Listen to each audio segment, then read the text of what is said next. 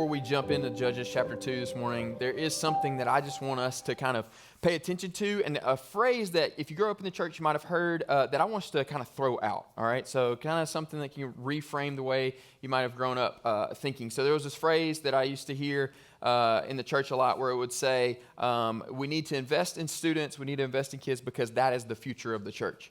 And I want us to get rid of that saying. I don't want us to say it around here because the students and the kids that we have within this church are the church now.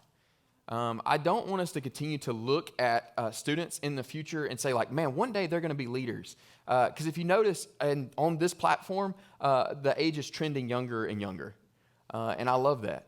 And now I was not gifted, still am not gifted to do what they do at their age, but the fact that we have people within our congregation and teenagers within our congregation that can lead us in worship, what we've got to understand as a church is when that takes place, kind of a little bit what we talked about last week, this is a glimpse into eternity. That when we stand with Jesus in eternity, there will be people young and old leading us towards worship of our King. And so when we're in this space and we have people that are younger than us that are leading us in worship, man, what a glimpse of the family of God that is for us. And so just as a church for us to adopt, we get rid of that saying like the kids are the future of the church. And like, no, they are the church now. And for us to look at teenagers, to look at kids with that idea in mind. And so, but this morning we're going to be in Judges chapter 2, kind of catch us up where we are, how we got to Judges chapter 2. It's just a ton of history that's kind of taken place. But to kind of summarize it all, God has brought his people out of Egypt, right? Out of slavery from Pharaoh. They've gone up to their land. He's about to lead them into the promised land after they kind of said they weren't going to go at first. He made them wander for 40 years. Now they've decided it's a good thing to listen to God, so they're going to go into the promised land. And so when he's about to lead them into the promised land, in Deuteronomy chapter 9, he tells them, gives them some specific instructions that as they go into Canaan, which is the area of around modern-day Israel, as he says, when you go into Canaan, there's something I want you to do, and I want you to drive out all the inhabitants of Canaan. So the Canaanites that are there, the Amorites, all these ites that are in that area at this particular time, when you go in there, I want you to drive them out. So he tells them in Deuteronomy chapter 9, but then in Deuteronomy chapter 12, he says, I also want you to rip down all their idols and their temples that they have to their gods. I want you to destroy them, drive them out, and to destroy the religions that are going on there. So this is the command that he gives them before they cross into the Jordan. They get into the Jordan, they begin to conquer the land, drive out people, but they do not follow God. They disobey him. And so instead of driving out all of the Canaanites, they allow some of them to live there. Instead of driving out all the Amorites, they allow some of them to live there. And instead of destroying the places of worship, as they were told to do, they allow those places of worship to continue to stand, to continue to be there. And so the result of their disobedience is that the result of their disobedience is they begin to worship the gods of the peoples they were supposed to disperse, right? And so because of this, because of their worship of other gods, then God says, my judgment is about to be poured out on you, Israel. And so what's about to take place is all of these countries and these tribes that you were supposed to drive out, they're about to be a thorn in your flesh. And they're going to come in and they're going to take you over. And so your only way of freedom is I will bring about freedom. But we see this cycle that kind of develops in this period of Judges, right? So this cycle, if you got a handout when you came in, it consists of 5 different things, but there's 7 cycles in this period known as Judges. This cycle consists of Israel chasing after another god, so they sin, and then because they sin, then what takes place is they're conquered. There's a period of conquest in which they are taken over. They cry out to God for God to rescue them. So God comes and rescues them through men and women known as judges. Now, they're not judges that you and I would think of today as in like a robe giving a ruling kind of thing, but these are political and military leaders that God would have risen up. So he raised them up. So if you grew up in church, a guy named Samson, he's a judge. A guy named Gideon, he's a judge. A lady named Deborah, she's a judge. There's 12 judges total in this period of Judges. And then every time they're conquered by a people group, they cry out to God. God raises up a judge. The judge delivers them from that. And then there's a period of freedom. And then the next thing you know, the Israelites go back into sinning. right? So there's 7 cycles, and these cycles always, they trend downward. So if you were to read Judges chapter 1, they look a lot better than Judges at the end, right? Like they cycle all the way down. This cycle kind of continues on. And so if we were to kind of do a very quick overview of the period known as Judges, the period known as Judges is covered by 2 biblical books, the book of Judges and then Ruth. It takes place within the time frame of the book of Judges. So when we're reading Judges, if you were to read Ruth somewhere in there, then you would kind of be reading it chronologically. So those kind of take place at the same time. Kind of major moments that you kind of see there. The Israelites desert God in the beginning of Judges, and then God delivers them. This is the whole storyline of Judges. They raise up, they get delivered, and they sin, and over those cycles. And then the book of Ruth kind of highlights the faithfulness of a few Israelites, but then also foreign nations known as the Moabites, that's actually what Ruth is. She's a Moabite. We'll kind of talk about that in a little bit. But then we see these 3 glimpses or pictures of Jesus in the Old Testament, this period of Judges that point forward to him. His deliverance from oppression, the kinsman redeemer idea within Boaz. We don't have nearly enough time this morning to kind of go into that, but this idea that Christ purchased us with his blood, right? He redeemed us. So we see this within the character of Boaz in the Old Testament. And then also at the end of Ruth, we have the lineage of David that goes through Ruth, a Moabite, and goes through and kind of builds all the way to David. Obviously, David leads to King Jesus. And so there's this storyline of the faithfulness of Jesus kind of carried out, or the faithfulness of God kind of carried out through there. But we are in this period known as Judges, and what is taking place is the Israelites are not doing what God has told them to do. So at the very beginning of the book of Judges, the author, when he sets out, he gives us an overview. And so really the whole storyline of the book of Judges, the whole plot is about to be summarized in like about 8 verses. So in Judges chapter 2, we're going to start in verse 10, kind of the second sentence of verse 10 of chapter 2, and then we're going to read on down through verse 15. So starting in verse 10, it says, "After them, another generation rose up who did not know the Lord or the works that he had done for Israel. The Israelites did what was evil in the Lord's sight, and they worshipped the Baals and abandoned the Lord, the God of their fathers, who had brought them out of Egypt. And they had followed other gods from the surrounding peoples and bowed down to them. And they angered the Lord, for they abandoned him and worshipped Baal and the Ashtoreths. And the Lord's anger burned against Israel, and he handed them over to the marauders who raided them, and he sold them to the enemies around them, and they could no longer resist their enemies. And whenever the Israelites went out, the Lord was against them and brought disaster on them, just as he had promised and sworn to them. So they suffered greatly." So this is a summary of that cycle that we were just talking about. So the entire kind of why Israel's in the state that is in is kind of summarized here. But the first thing I want us to notice is the kind of the first reason that they're in this state is in verse 10. And it says, "And this generation rose up that did not know the Lord or the works that he has done." So the first breakdown that we see in Israel is that they did not tell the next generation of the greatness or the goodness of God.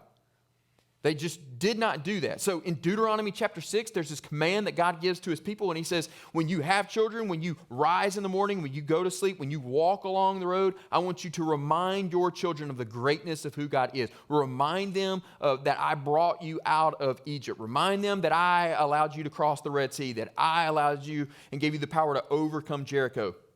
Remind them of these things, but yet they did not do that. So you have this generation that rises up in Israel that is completely ignorant of the God that they're supposed to follow. They have no idea who he is. They have no idea how great he is, and so they have forgotten that. And so because this generation is rising up that doesn't know the greatness of who God is, then they begin to chase after these other gods. And so they abandon God and they serve the Baals and the Ashtoreths. So your Bible may have Baals in plural. So Baal was a god from the Canaanite religion that was the god of weather and storms.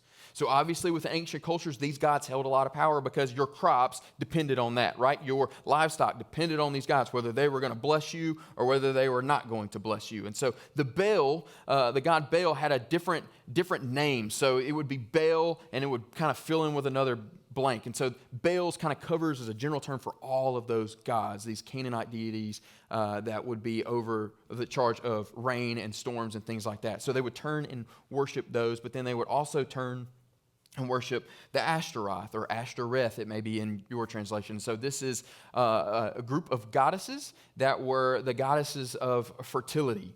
And so what you have taking place here is you have God who commands them, hey, I brought you out of Egypt. I defeated the Egyptian god, so you can see that I'm the one and only God. I brought you out from there. I'm bringing you into a land. I want you to drive them out. They don't do it. And so then these other gods begin to influence the way that they're thinking. And so what we have here is the reason that they're really tempted to go after these other gods is because of their own unwillingness to obey their own God, right? They've risen up. They don't really know who he is and what he's done, so they don't obey what he's called them to do. And so instead of obeying God, they just have a complete unwillingness to do what he's called them to do.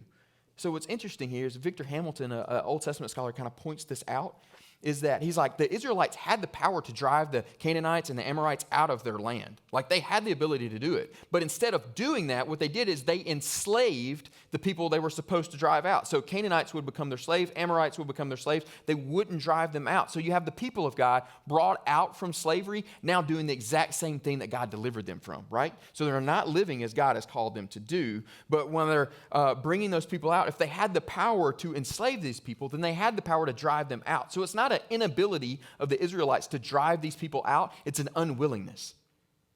They're completely ignorant of who God is. They're completely ignorant of what God has done because they're not focusing on him. And so because of that, then they're allowed to, they begin to chase after these other gods, these gods of Baal and Ashtaroth, that these cultures that they were supposed to drive out are still present. And all of a sudden they begin to chase after them. And then God says, well, because you're chasing after these other gods that I've already told you I'm superior to, then I'm going to allow those same people to come in and dominate you. They will take you over. But then in the midst of that, in the midst of God kind of letting his judgment go on his people, saying like, if this is the way you want to go, like there's a moment of grace and mercy in the midst of it. So look in verse 16. It says, the Lord raised up judges who saved them from the power of their marauders. So you have the Lord in the midst of their like being conquered by other peoples, they cry out, and what does God show and give them? Mercy. And he does this over and over and over again. 7 times he does this over and over. They cry out and he delivers them. They cry out and he delivers them. And so he gives them mercy right in the midst of this difficult time. And he gives it through these guys known as judges. So you would think this would be the turning point of Israel, right? Like, the Lord's delivered you, you cried out, he delivered you. All right, this is the turning point. But look at verse 17. But they did not listen to their judges. It's like you look at the Israelites and you're like, you're the most stubborn kids the world has ever seen, right? Like, come on. Like, you got to be paying attention to what's going on here. But instead, verse 17 continuing on, they prostituted themselves with other gods, bowing down to them, and they quickly turned from the way of their fathers who had walked in obedience to the Lord's commands, and they did not do as their fathers did. And whenever the Lord raised up a judge for the Israelites, the Lord was with him and saved the people from the power of their enemies while the judge was still alive. And the Lord was moved to pity whenever they groaned because of those who were oppressing and afflicting them. And whenever the judge died, the Israelites would act even more corruptly than their fathers, following other gods to serve them and bow in worship to them. They did not turn from the evil practices or their obstinate ways. So you have the people of God abandoning God. God delivers them again, and then they turn back to those gods. So we've got to put ourselves for a second in the mindset of the Near Eastern cultures, right? When you were a people group, your God defined who you were, right? And so it was kind of, when you went to battle, it wasn't just like the Amorites versus the Israelites. It was the God of the Amorites versus the God of the Israelites. Like it was very much a political and theological convergence within the first century. There was no division of like separation of church and state. Those things did not exist, right? They were one and the same. So when they would go into battle, it was this God versus that God. Let's see whose God is better. And so you have this God of Yahweh who comes in. They begin to drive out. They have the ability to drive out all these other gods and all of these other people groups, but they don't do it. So now what has happened is you have these other kingdoms that they were supposed to drive out coming in and taking over the people of Israel. And so what happens is they cry out to God, and God does what? Deliver them. So you have Yahweh God once again proving himself that he is more powerful than Baal. He is more powerful than Ashtaroth or Kamash or whatever other ancient Near Eastern gods. He's showing over and over, I am more powerful than them. There's no reason for you to chase after Baal or the Ashtoreth or any of these other gods because I am more powerful. I've proven that to you over and over and over again. But yet, the Israelite people are still chasing after the gods that have been defeated. And we, on the outside looking in, going like, what are you doing, Israel? It's like the Lord is trying to give you a Ferrari and you're selling for a Kia. Like, if you drove a Kia, that's fine. I'm just saying, like, Ferrari's a little... he's going like, I've defeated all of these guys, but yet you're turning back to him. Like, why? Why are you doing this? And so us on the outside can think they're crazy, but what we've got to realize is that really, unfortunately, is like we're really similar to the Israelites in so many ways. That you and I can chase after lesser gods. But this idea that we see kind of played out here is that humanity, that our hearts, they are idol factories. That they constantly chase after idols. Now, there have been a ton of people that have said this, from Spurgeon to Tim Keller, that kind of pointed this idea that a heart is an idol factory. But it's this idea that you and I as humans are reflective beings, meaning that we have to have something outside of ourselves to give us worth or meaning. We cannot find that within ourselves. That we will find our worth, our meaning, either in God or we will find it in something else. There is no like C option here. It is either you will find your worth and your identity and your hope in God, or you will find it in something else. And so our hearts are turned toward that. We constantly try to find good things and make them God things.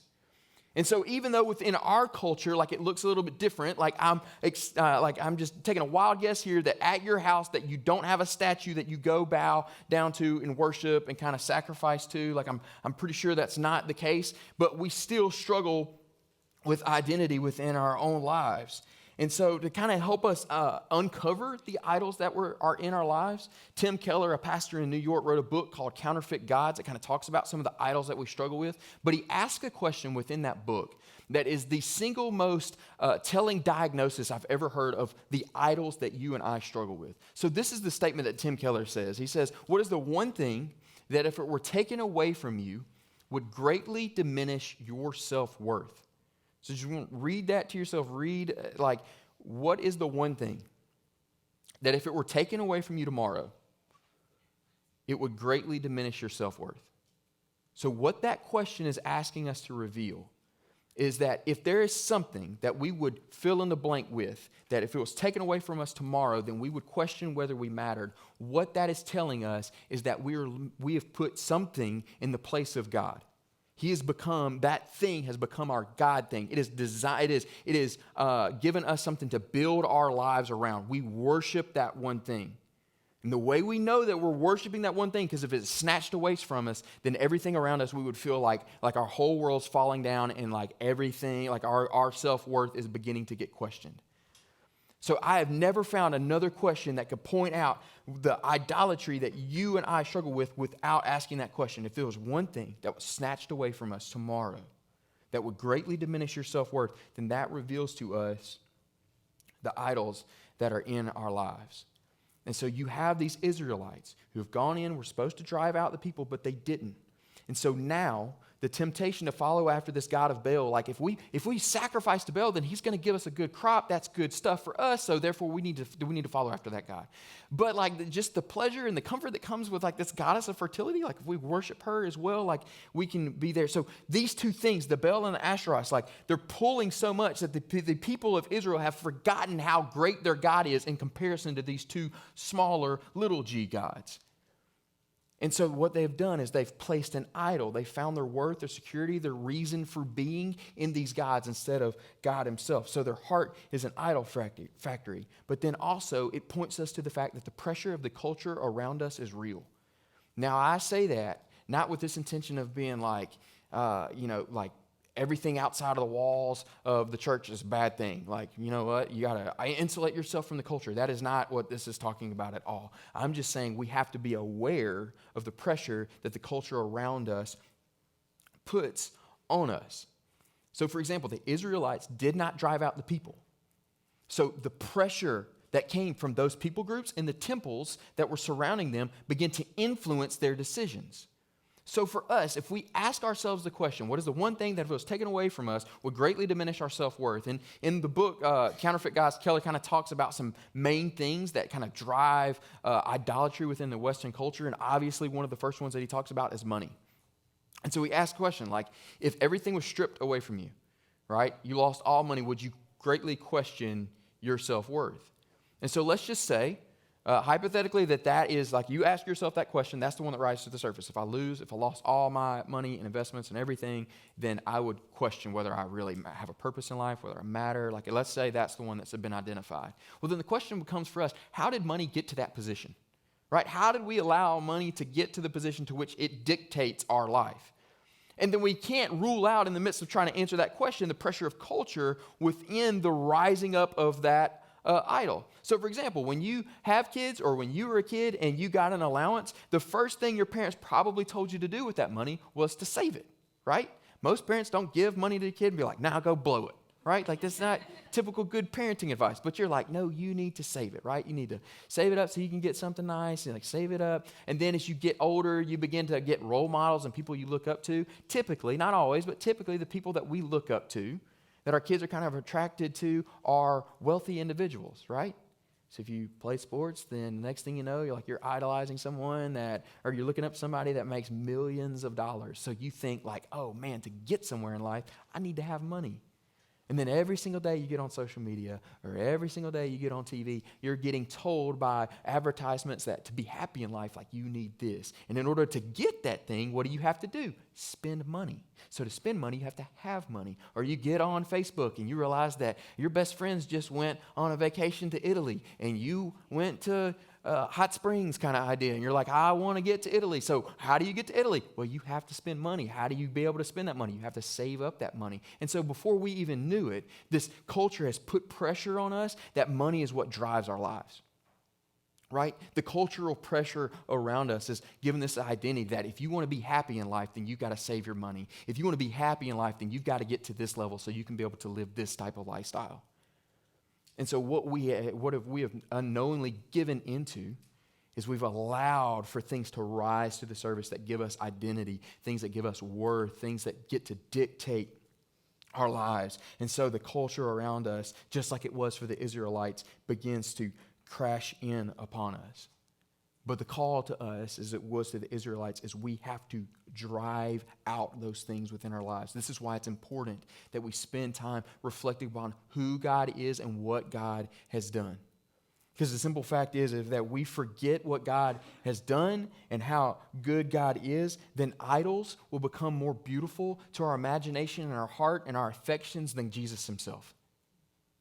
We have to remind ourselves of the greatness of who God is. See, this whole cycle with the judges, one of the key pieces that begins is they don't tell the next generation about the greatness of who God is. And so this generation grows up completely ignorant of that because they've forgotten the greatness of who God is. You and I can fall into the trap of forgetting the greatness of our God if we don't intentionally sit down and reflect upon the greatness of who God is and who he is at his very core being. This is why in the Old Testament it's repeated over and over and over again from God to his people. Remember Israel, to celebrate this. Remember Israel, to say this. Remember Israel, that I did this. Remember Israel, I did this. Because he knows that humanity, we have a very good knack at forgetting things, but we even have a greater propensity to chase after other gods. He's going, if you forget how great I am, then I promise you, the influence of the culture around you and your desire to chase after something, those things are going to begin to haunt you and chase you every single day if you forget the greatness of who I am. And so for us sitting in this room as Christ followers, if you consider yourself a Christ follower, this is still a temptation for us. It's not as if you become a Christ follower and then you never have to worry about idols again. No, there are still things within our lives that begin to creep over Christ within our life. So no longer does Christ dictate our worth. It's whatever that one thing is that if it was taken away from us would greatly diminish our self-worth. It begins to rise to the surface. And it can be a variety of things. It can be your reputation. It could be your finances. It could be your family. It can be your ability to influence. It could be the position that you hold at work. It could be the looks that you have. Like, there is a variety of things that can rise to the surface that if this one thing is taken away, then I greatly diminish my self-worth. And the reason that those things have been able to rise to the surface is because we forgot the greatness of who God is and the greatness of what God has done. We have forgotten those things. And so we have to remind ourselves that there is nothing that compares to the greatness of God. The interesting thing about idols, let's identify money or anything else that we would put in a position of being an idol in our lives, it asks from us in order to give something, right? So in order for money to become our idol, it's saying you've got to give more to me so I can give you something in the future. Right? This is this idea of idolatry. Only in Christ does he give us his identity. See, within the world, we can go around and try to find our identity in money and power, influence, whatever that may be. But the moment we lose those things, everything in our life begins to shake. It's as if you were standing on a platform of balloons. And all of those balloons represent things that you, like are idols, things that you build your life around. And the moment something happens and one of those goes, so you lose all your money and that balloon pops, then your foundation gets unstable. Only in Christ does he give us a foundation that does not waver. There's never a moment in our life where God rejects you and says like there's no more righteousness for you, Nate. Like, that's it. Like, that is not a moment. In our lives, in our relationship with Jesus, he gives us his identity. So no matter what takes place in our lives, whether it's difficult, whether it's good, whether it's just overbearing, whatever may take place, it doesn't shake our foundation because our foundation is in Jesus, not in anything else.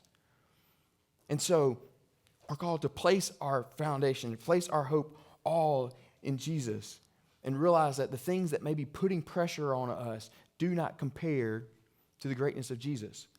So what is interesting about the book of Judges is you see this cycle going on in the book of Judges. But in conjunction with Judges, you have the book of Ruth.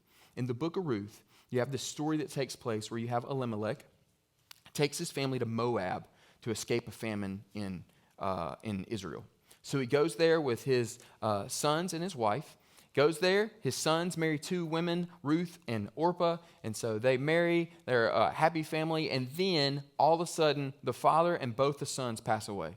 So now, as the book of Ruth opens up, you have Orpah, who's left, and you have Ruth with their mother-in-law, Naomi. They're the only ones left. And Naomi is the only one in the story that is an Israelite. Of the three women, that is, she's the only one that's an Israelite. The other two are Moabite women.